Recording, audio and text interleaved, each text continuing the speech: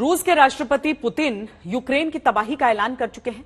Zelensky की चिट्ठी और चिट्ठी में लिखी शर्तें उनके गुस्से का कारण है, यानी अब यूक्रेन युद्ध का दूसरा फेज शुरू होने वाला है और यह महाविनाशक साबित हो सकता है। रूस ने एक बार फिर परमाणु हमले की चेतावनी दी है। ऐसे में पुतिन का गुस्सा और परमाणु हमले की चेतावनी का जोड़ यूक्रेन के विनाश की कहानी लिख सकता है। परमाणु हमले को अलग से हम डिकोड करेंगे, लेकिन पहले ये देखते हैं कि दूसरे फेज में रूस यूक्रेन पर किस तरह हमले करेगा। ये जो हथियार हैं खास करके वो कौन कौन से हैं जिनसे सबसे अधिक खतरा रहेगा। वैसे तो रूस के तमाम हथियारों का विश्लेषण हम समय समय पर कर चुके हैं, लेकिन उसके परमाणु हथियारों को समझना भी बहुत आवश्यक हो जाता है। रूस की नौसेना ने ब्लैक सी में मौजूद अपने बोयन एम युद्धपोत से 4 कैलिबर क्रूज मिसाइलें लॉन्च की थी। इसे रूस के रक्षा मंत्रालय ने जारी किया है। सबसे खास बात यह है कि इस तरह के मिसाइल हमले से लंबी दूरी तक यूक्रेन के किसी भी शहर पर हमला किया जा सकता है, यानी अब लॉन्ग रेंज मिसाइलों से हमला करने की तैयारी चल रही है। यूक्रेन पर दूसरे फेज में हमला करने वाले हथियारों की लिस्ट में पहला नाम है 3M54 कैलिबर मिसाइल, जो रूस की एक क्रूज मिसाइल है। इसकी लंबाई 6 मीटर से लेकर 9 मीटर तक होती है और वजन 1300 किलोग्राम से लेकर 2300 किलोग्राम तक। यह मिसाइल अपने साथ 400 से 500 किलो वॉरहेड यानी कि विस्फोटक लेकर चलती है। इस मिसाइल की रेंज जो है वो 220 किलोमीटर से लेकर 4500 किलोमीटर तक है। यूक्रेन में तबाही मचाने वाले हथियारों की लिस्ट में दूसरा नाम है हाइपरसोनिक किंजल मिसाइल। ये 10,800 किलोमीटर प्रति घंटे की रफ्तार से हमला कर सकती है। यह लगभग 2000 किलोमीटर तक हमला करने में सक्षम है।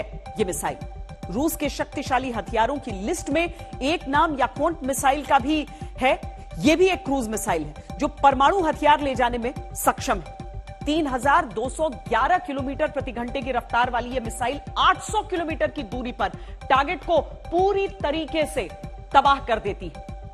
समुद्र से हमला करने वाले हथियारों में रूस की बोरे क्लास सबमरीन भी अहम भूमिका निभा सकती है। यह एक परमाणु पनडुब्बी है जिससे लंबी दूरी की बुलावा बैलिस्टिक मिसाइलों का हमला किया जा सकता है। बुलावा मिसाइल भी परमाणु हमला कर सकती है। आपने रूस के हमले की दूसरी लहर में इस्तेमाल होने वाले प्रमुख हथियारों की झलक देख ली। अब परमाणु हमले की क्षमताओं की तुलना करते हैं।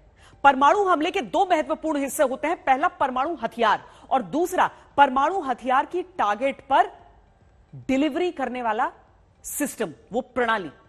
डिलीवरी के लिए परमाणु क्षमता वाले बैलिस्टिक मिसाइल और लड़ाकू विमान से लेकर परमाणु पनडुब्बी तक कुछ भी इस्तेमाल हो सकता है।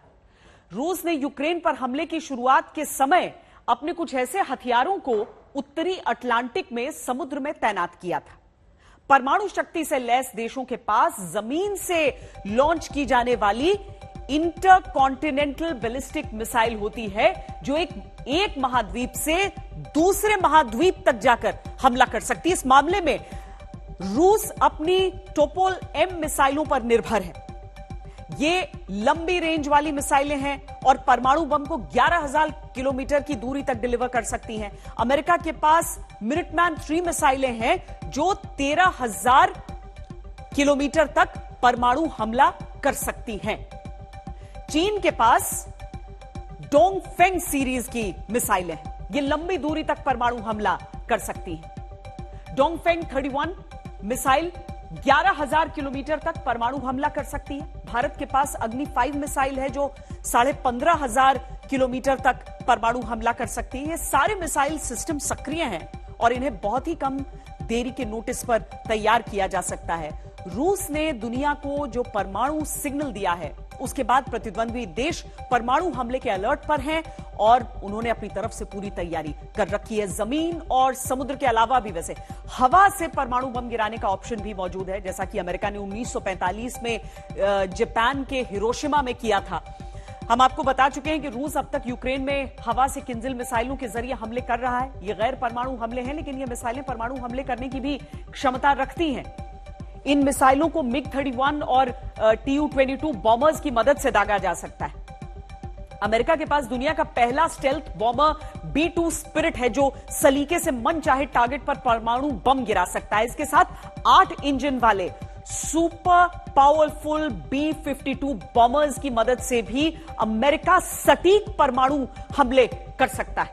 कुल मिलाकर देखा जाए तो शांति और शक्ति एक दूसरे के पूरक हैं। दूसरे विश्व युद्ध के बाद दुनिया में परमाणु हथियारों की होड़ तो शुरू हुई, लेकिन यह भी सच है कि 1945 के बाद से किसी ने परमाणु हमला नहीं किया। आज भी शांति और शक्ति का संतुलन बैठाने की कोशिश हो रही है ताकि यूक्रेन और रूस का युद्ध कहीं विश्व युद्ध में न बदल जाए।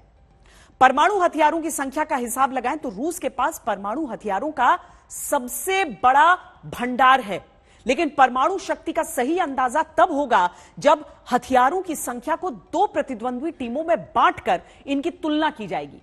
रूस की टीम में चीन और नॉर्थ कोरिया है। रूस के पास 6,255, चीन के पास 350, नॉर्थ कोरिया के पास 40 से 50 परमाणु हथियार, यानी कुल मिलाकर 6,655 परमाणु हथियार अमेरिका की टीम में।